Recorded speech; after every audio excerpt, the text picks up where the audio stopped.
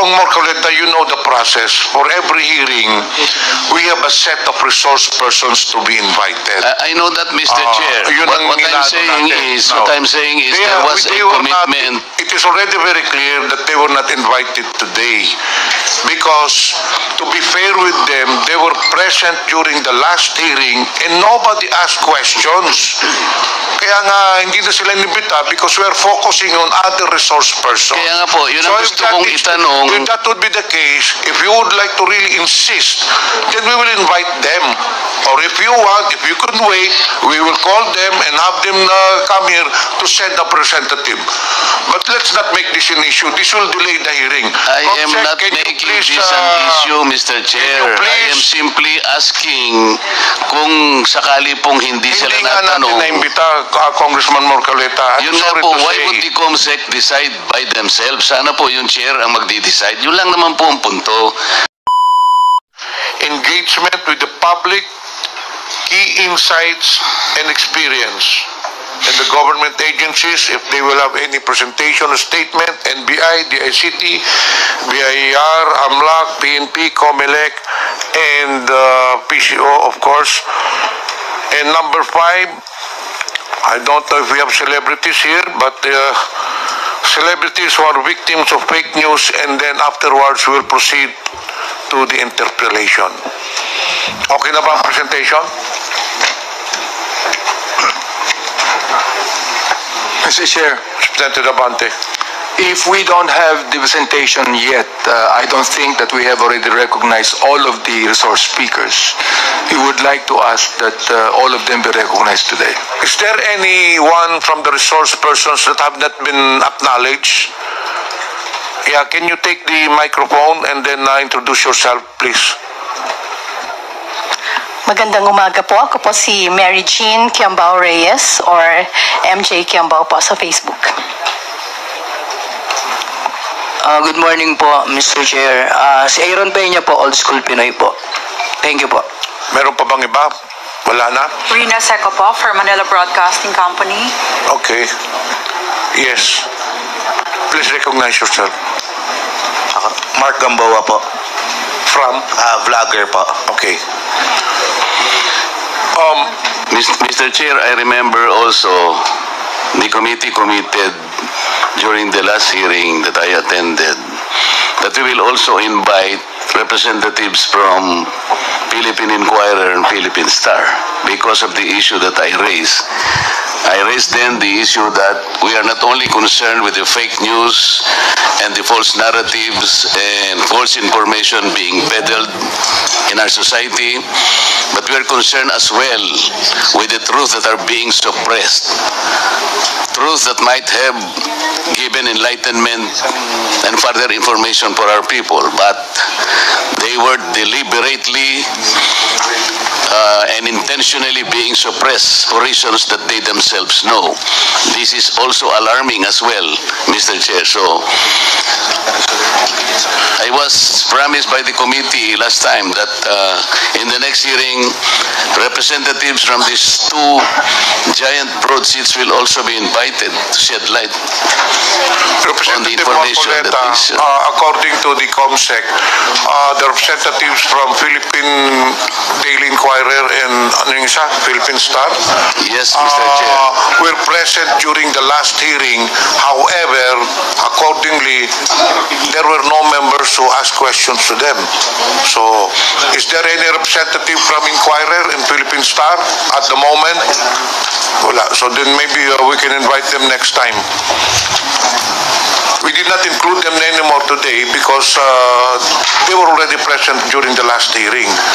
Does that follow, Mr. Chair, that because nobody questioned them in the last hearing, they can simply absent themselves today? We required them to attend the last hearing. And now, we have invited other resource persons. May I inquire from the COMSEC, were they invited today? So that we will be fair. According to COMSEC, Congressman Marcoleta, the Philippine Daily Inquirer and Philippine Star were not invited. So we know the reason why they were not invited today, Madam Chair. The COMSEC has the liberty to decide on this, or the chairperson are the ones who are authorized to decide on whether to invite people or not. Kung Marcoleta, you know the process. For every hearing, we have a set of resource persons to be invited. I know that, Mr. Chair. Yun ang What I'm minado saying natin. is, No. what I'm saying is They there are- was a they were not- commitment. it is already very clear that they were not invited today because, to be fair with them, they were present during the last hearing and nobody asked questions. Kaya nga, hindi na sila inibita because we are focusing on other resource persons. Kaya nga po, yun ang if gusto that kong is- itanong. If that would be the case, if you would like to really insist, then we will invite them. Or if you want, if you couldn't wait, we will call them and have them come here to send a representative. But let's not make this an issue. This will delay the hearing. I am Comsec, not can you making please, this an issue, Mr. Chair. I please- am simply asking kung sakali pong hindi sila Hindi nga natin natanong. na-imbita, Congressman Morcaleta. I'm Yun nga sorry po, to why say. would the COMSEC decide by themselves? Sana po yung chair ang magdi-decide. Yun lang naman po ang punto. The They will- COMSEC cannot decide on who to invite or who cannot be invited. And chair po ang may prerogative. It was a prerogative of the chairman not to invite them because they were not asked questions already. In fairness to them, they were diligent in attending the previous hearing, but unfortunately, nobody asked them a question. So it would be redundant to ask them to be present here again. So may I And- now proceed, Mr. Marcoleta, to other matters. And may I ask that the short video, Mr. Chair, be shown because that will provide context Okay. already.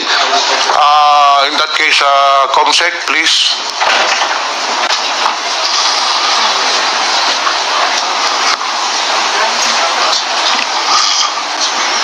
ng Iglesia ni Manalo.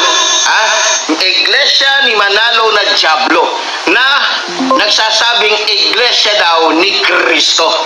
Itong si Marcoleta ay talagang demonyo din na katulad po ni Kibuloy. Paano ko nasabi? Mamaya po papaliwanag ko sa inyo kung gaano po kademonyo yung putang inang Marcoletang ito. Itong malaking matang itong diputang ito na masasabi mo talagang Diablo rin katulad ni Kibulok. Mr. Chair, yung vlogger na yan, ang pangalan niya sa social media is Epifanio Labrador. Hindi ko po siya kilala.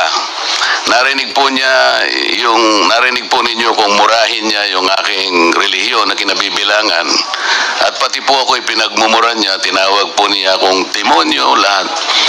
Pero hindi po ako kumikibo. Ang sinasabi ko lang, kung tayo talaga ay i-address po natin ang mga ganitong klaseng paninira na mga narratives, ay siguro po pati itong mga ganitong klaseng tao ay may patawag din natin. Ako po, kahit na po ano pang sabihin nila, I will just stay as I am. As transparent and as accountable as I am. Because right now, what we need are people that can probably criticize us to the height of even abusing their rights. Pero ako po, walang problema sa kanila. Ay darating din po ang panahon that these people will be rendered useless at wala nang maniniwala sa kanila until time will come na masasabi ng tao that they are stupid, useless people and they are simply liars. Tayo po ang ating role lang basta ayusin lang po natin ang ating pagsisilbi kahit ano pong sabihin nila sa atin.